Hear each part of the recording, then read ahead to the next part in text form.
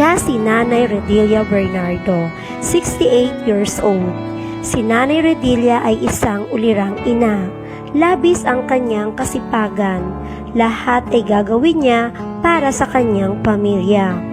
August 2015, hindi inaasahan ni Nanay na siya ay ma-stroke. Naapektuhan ang kanyang buong katawan. Kaya naman, hindi siya makapagsalita. Hirap sa paglalakad at hindi makapagsulat. Sobrang nalungkot si Nanay sa kanyang sinapit. Isang araw, niyaya siya ng kanyang kaibigan sa Ayna Baliwag para subukan si Smartron. At mula noon, nagtiyaga si Nanay pumila araw-araw para makasalang kay Smartron.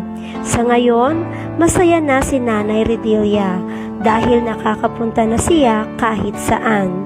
Dahil maayos na ang kanyang paglalakad, nakakapagsalita na rin siya kahit paano at nakakaya na niyang sumulat sa tulong ni Smartron.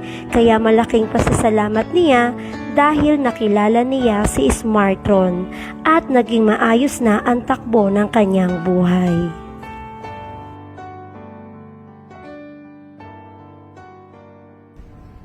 Ako, si Redilla Bernardo, 38 years old, nakatira sa Dumit, China.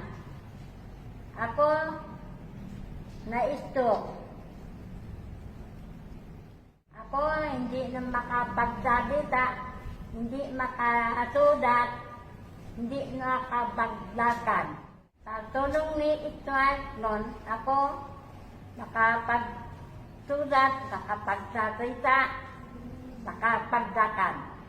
Ako nagpasalamat kay Sir Marcon, kay Sir Gab,